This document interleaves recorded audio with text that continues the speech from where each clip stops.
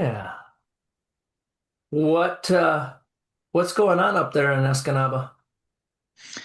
They are currently doing a bunch of construction on our main highway road, and it is just a hot mess Oh my. right outside our building, and it's going to be going on for 6 months. They're replacing the water pipes or something that hasn't been replaced since like the 20s or Oh something my. crazy. Yeah. So, so Well, fun. that's kind of fun. I know it. Wait a minute. Tell me. I Mhm. think I know. It doesn't impact your route to work, Oh, yes. Like it's Luddington Street, so that main street that you drove down, right? it's on that street from like 9th Street where we are all the way to 14th Street. It's all blocked off. And then they blocked off that little tiny road that you park on to get into our building. Oh. So all the sorts of businesses are being impacted. We might have no water for a few days Oh. randomly. So I'm like, oh my gosh. So we'll see. How's Sean taking that? He's a little irritated. I don't know if he knows about the water, but I'll tell him that tomorrow when I see him. Yeah. Are you are you guys opening a wellness clinic in Escanaba? We're doing, um, we paired with Asher Med. So we're like the bridge between the doctor and then the client. So yes, he's doing a 212 metabolic program. That's what he called it. I knew he was doing something. I just didn't know what it would be. Yes. So I'm excited for that. I'm working on the GLP cert right now. So Nice. I yes. I don't have to work on any of the certs because we'll have a nurse practitioner, but we're opening a wellness clinic, my wife and I, so we will share notes on what's going on Okay, cool. between the hormone replacement therapies, the peptides, the supplements, then the GLP-1s. Cool. Yes, we will talk about that. So, welcome Charles, welcome Riley, welcome Melissa. We got people joining in. Riley, how's or not Riley, Charles, how's the job search going? It's slow. Applied to Meyer this week. They have a inbound logistics person coming. So Nice. It's other all than you can that, do. Keep throwing enough shit against the wall, something's gonna stick, right? yeah, I'm hoping sooner or later. Hopefully sooner than later, but yes. I'm with you on that.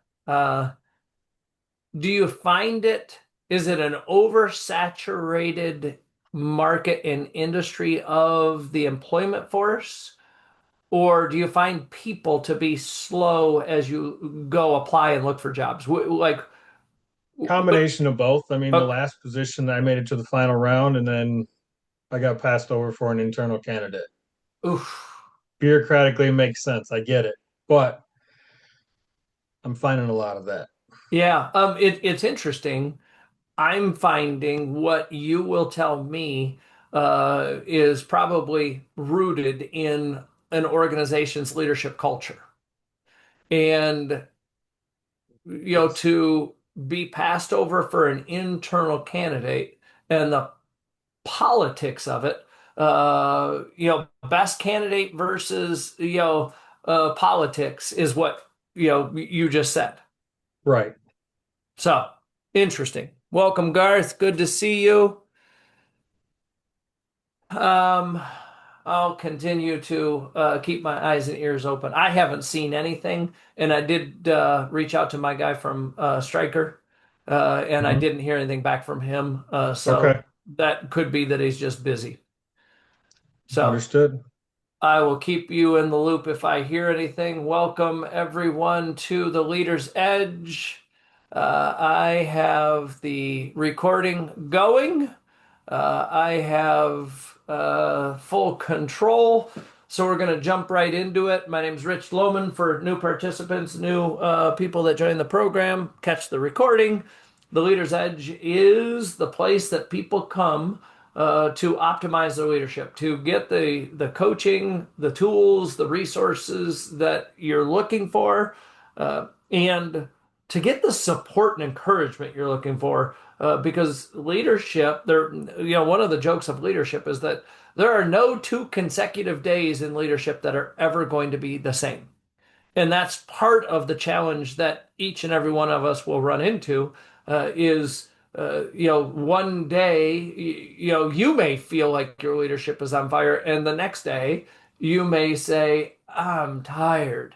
I'll give you guys the example of that, and just the honesty and transparency.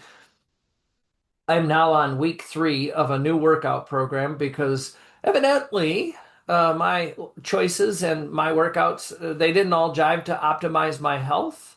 Doing it in the basement by myself, I think I was more at peace in my leadership of myself in my workouts, but uh, my weight gain and the actual result of why we work out, there were some changes that were going on.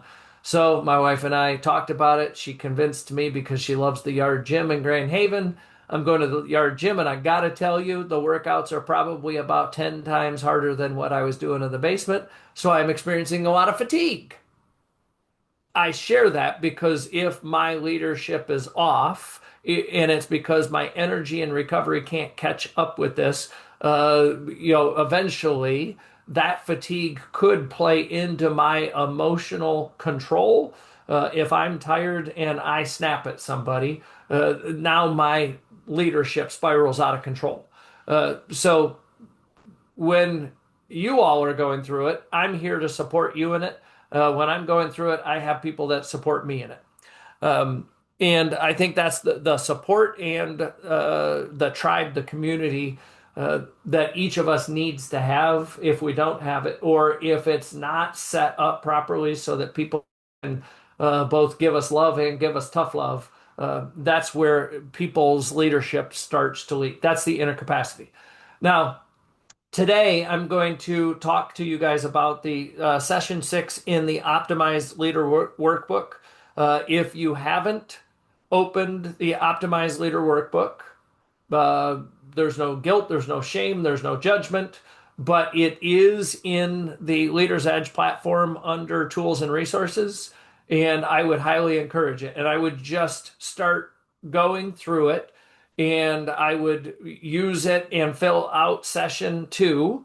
And I would spend probably about 2 weeks on session 2 actively executing in what you want your leadership plan to look like before you go to session 3. I don't think that any human should go session 1, session 2, session 3, session 4 in a 12-week cycle until they're used to it. Once a person gets used to it, I do advise that you could go through it, the Leader's Edge Optimized Leader Workbook, every week for 12 weeks, 4 times a year, and you will be locked in rock solid to your leadership. But the first 2 or 3 times that you go through it, I advise that you take 24 weeks to go through the workbook and get used to it. So wherever you're at in the workbook is where you're at. That's great. I'm just going to be sharing so that when you arrive at session 6 of the workbook, you have a good understanding and foundation of what section 6, easy for me to say, is going to challenge you on. Now I'm going to screen share and be able to put that on the screen, and we can just slowly go through it. This is the evaluation of leading yourself and leading others. Now, I said the key word in that. Session 6 is about evaluation of leading yourself and leading others. The objective is to see leadership as measurable. When you can say these words to yourself, and I think this would be absolutely beautiful if you guys could say this to yourself. I see what's missing, I know what to do, and I'm committed to doing it. If you and the people around you could say, I see what's missing, I know what to do, and I'm committed to doing it, then the thought of what leadership is will follow through in execution. The theme of session 6 is to go from awareness to execution. And I don't think that all people do that. I think that a lot of people, I see a lot of mistakes where people talk about what leadership is, but don't do leadership. Leadership is a verb, it's not a noun. It's not the position, it's not the title. It is the action and the spirit behind it. You don't get results. I mean, this is just common sense. Like, this is what I have to help people through one-on-one or in groups is you don't get results from what you know. You get results from what you do. And that's the big mistake that a lot of people have right now, especially the higher they go in the leadership ladder, a CEO, a COO, a president of a company, they're paid for what they know. But the problem is they have to lead by example. So they're not getting results for what they know, they get results from what they do. And they miss that their doing is with their people. So that leading others is where a lot of high level executives miss what leadership is. So for me, we just want to really frame this thing clearly about what does it mean that we're going from awareness to execution. um, I'll say it this way. You guys have had the opportunity to identify your capacity gap, the inner capacity, where your energy and recovery, where your plan of clarity and boundaries, where those are low. You've had the opportunity to take the leadership assessment gap and to identify skills that are low. And you've had an opportunity because it's all put into the leader's edge to take the business audit, which is the business assessment gap. What you end up seeing is, okay, now what? My energy is at a 33 out of 50. You tell me that's low. What do I do? Well, it depends on why your energy's low. Is it mental? Is it physical? Is it emotional? If it's emotional, then you go grab the uh, scale of emotions assessment or the tool, and you assess, okay, my primary emotion is frustrated. I see a lot of people frustrated right now, and I answer the questions on that tool, and I create the habit on that tool and move myself up from a zone 4 emotion, frustrated, to a zone 3. When I'm to zone 3, I move up myself to a zone 2. The goal is to create a habit to be in zone 1 gratitude every day of your life. It's better there. It's more fun there. Not only that, but you produce better results from gratitude than you ever will from frustration. I'll say that again. You'll always, always produce better results from gratitude as the starting point inside of you than from frustration inside of you. But that's what the inner capacity is doing, is it's telling you what's wrong.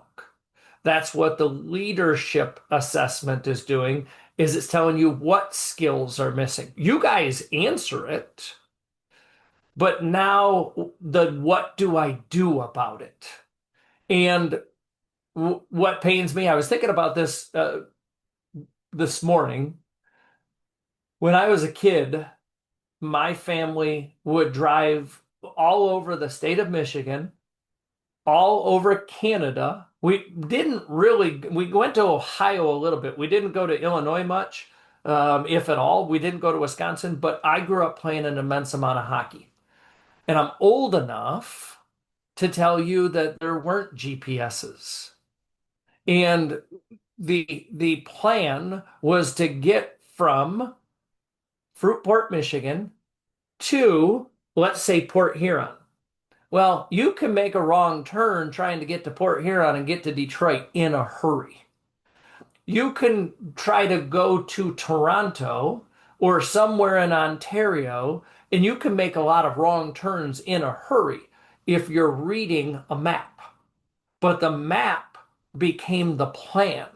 If you make the right moves and the coach says that the game starts at 3:30, so you have to arrive at 2:30, then you calculate everything in your head and you go turn by turn instructions and you'll arrive at 2:30 at your destination. But we used a map. It was a printed written plan. And right now, in the world that we live in, I think if you know what your inner capacity scores are, if you know what your leadership scores are, you know what your business audit or systems scores are, then you should create a written plan that says do this on this day, this at this time, so that by December 31st, I land at $1.2 million. As the example would be for me, each of you has your own, but if you don't have a written plan of what to do turn by turn, like the roadmap, the map actually gave us, you're not going to arrive at your destination when you want to, when you say you're supposed to. So you're missing a plan. Now, I remember when we were trying to navigate this, mom's in the passenger seat, dad's in the driver's seat. Dad doesn't want to ask anybody for directions. Everybody is tense, and all of a sudden the emotion is frustrated because the coach said to be there at 2:30 and we'd get there at 3:15 for a 3:30 game. And all of a sudden the energy around how I or my brother might play hockey was horrible. Why? Because mom and dad are bitching at each other in the front seat. Boys are sitting in the back seat saying, Coach is going to be so mad at me. And like all of the energy shifted if the plan didn't work. Right now, that's the thing I see most often in business and in a person's leadership is they don't have a written plan or they're not following the written plan. Not following it says that there's just a standards issue. I don't feel like taking that left turn right now. I'm going to keep going straight. I'm just going to keep doing what I was doing. The person's going to get frustrated with themselves or they're going to feel pressure from somebody else because they're not producing the outcomes that they're supposed to. Leadership is supposed to be a pressurized situation.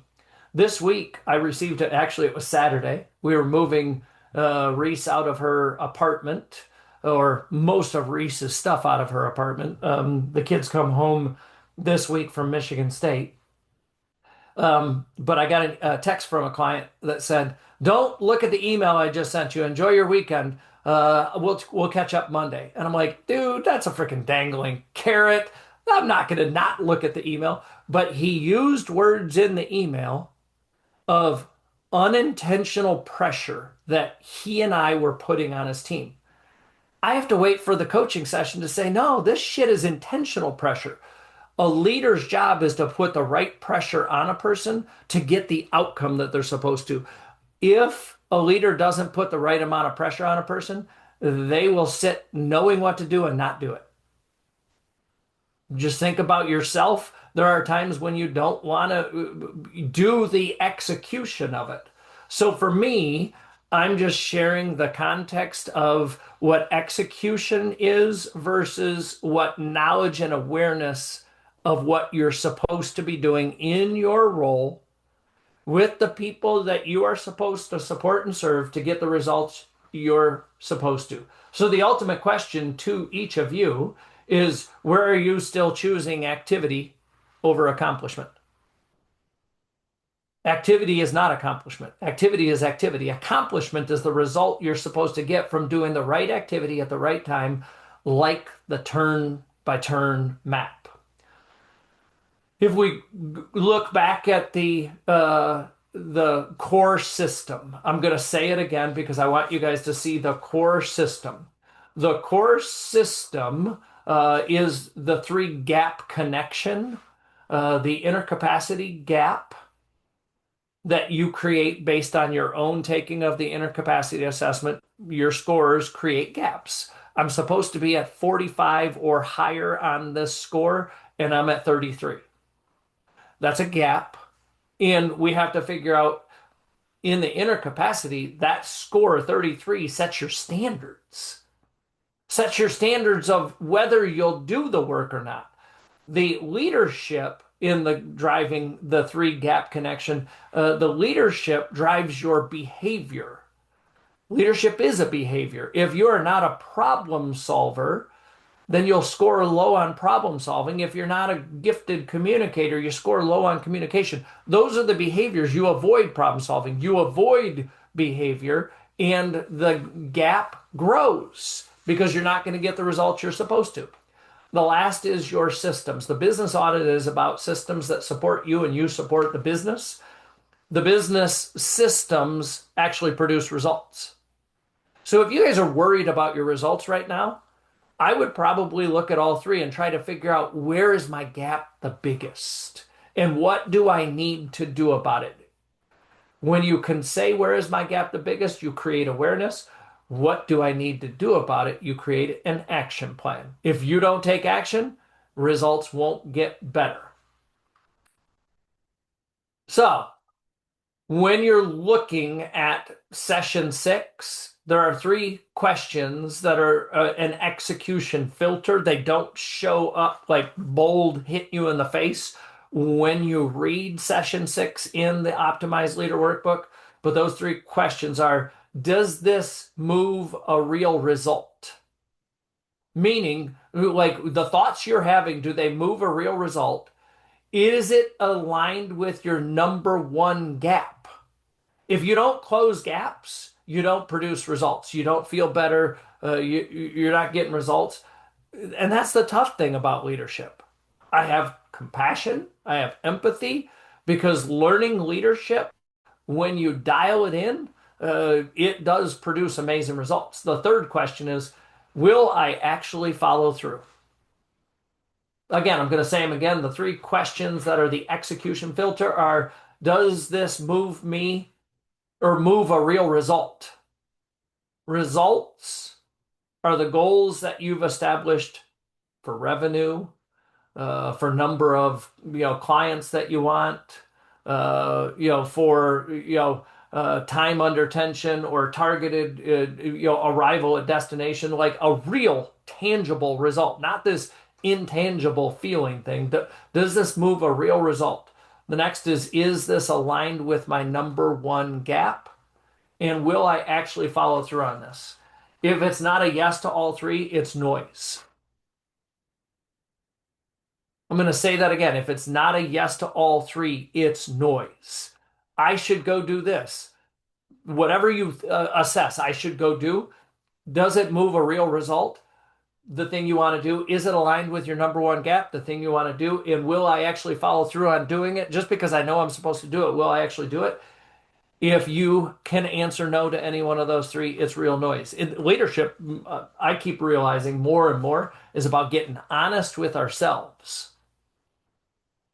Getting honest with ourselves, because as soon as we can get honest with ourselves, we can give honesty to others. And others, not everybody is honest with themselves. And I think that makes its own gap in itself. Most people don't fail for lack of effort. They fail because they have misaligned effort. They're doing the wrong shit at the wrong time and getting the wrong result. You're not overwhelmed because you have too much to do. A lot of people say that, oh, I'm so overwhelmed, I got too much to do. No, you're overwhelmed because you're doing things that really don't matter. You have to get good at prioritizing. Your teams have to get good at prioritizing. Leadership is a thinking game. So, if I was to culminate this, I would give you an exercise. We're going to call it the 1-3-1 rule. And what the 1-3-1 rule is, if you will, write these down. You want to identify 1 priority gap to close. There are 3 gaps: your inner capacity, your leadership, knowledge and skill, or your systems of your business. One of those 3, whichever the biggest, find and prioritize that one to close the gap. Improve your scores is what I'm saying. The second thing is 3 actions to take this week. 1 gap, 3 actions, and the third is 1 non-negotiable standard. Because if you don't hold the standard, you won't get the result. So an example would be, let's say that your biggest gap is that you have low self-trust. You don't follow through. You don't believe in yourself or your ability to follow through on things. Maybe you're got a fear of being taken advantage of. fear of being criticized, fear of loss of the job and security if you do it wrong, fear of being rejected by everybody when you do it. But what I would suggest as action for low self-trust and low follow-through is one, you plan your week every Sunday. You plan your week every Sunday. It's something I do still to this day. I plan my week every Sunday. I document out where I'm going to get shit done, what I'm going to improve. The second thing is daily identify my top three priorities. When I plan my week out and every day I identify my top three priorities, I get that shit done before everything else on the list. Believe you me, it gets a little bit more complicated when you're trying to write a New York Times bestseller, you have a thriving coaching and consulting practice, and you're opening another business. But I know what my top three priorities are today. I'm at peace with it. I'm grateful for doing the work on creating the awareness so that I know that I'm going to get the right stuff done. And then the third thing for action is end of day accountability check. That's been a fun one for Lee and I to go through as we open a new business. I try to write a New York Times best-selling book, and continue to run a thriving practices. And we'll get to the end of the day and be like, what didn't get done today that was supposed to, that was a priority? And when you're locked that in, I'm going to tell you the mental energy on that is primed and locked in. Mental, physical, emotional. But I don't have time for a lot of riffraff and fluff in my life right now. I just don't because I'm trying to produce amazing results. That's what a leadership mantra should look like is I don't have time for all this other stuff. I got my workouts. I'm eating healthy. I'm fostering relationships with people. I'm making sure that my health is spot on, mental, physical, emotional, spiritual. I am learning every day, and I am absolutely locked in to living a life of total freedom through a boatload of money. I'm just going to say it that way because that's what my core purpose is for who I want to be in life. So I'm going to challenge you guys with this last thing, ownership and identity. This is where most people, I would say, most people step up or check out. So if you're leading yourself and you're leading a team, this is where either people are going to step up or they're going to check out. Results are not a mystery. You know what the results are that you're supposed to get. Don't make it a mystery. I don't know what I'm supposed to get. No, somebody has told you the results you're supposed to get. They're a reflection of your standards. They're not a mystery, they're a reflection. The current results you're getting are a reflection of your standards. You want to improve your results to match what the company's asking you to do or match what your vision says you want to do, then improve your standards. Stop negotiating with yourself, because the negotiation says that you're stuck in awareness and you don't move to execution. If you're stuck in awareness, then you know what to do, but you just don't do it. So you have to ask yourself, what has to change about you for your plan to work? Now I'm done ranting and raving about how challenging session 6 really is because it's a major shift. I believe in my core, every one of you knows what you're supposed to do, including developing other people. I just don't believe that we do it every day to the standard we need to get the outcome we're looking for. Now, we're going to move to the Q&A portion of the conversation. And what I would like us to be able to do is first call on Melly. Melly, are you ready to fulfill your homework assignment?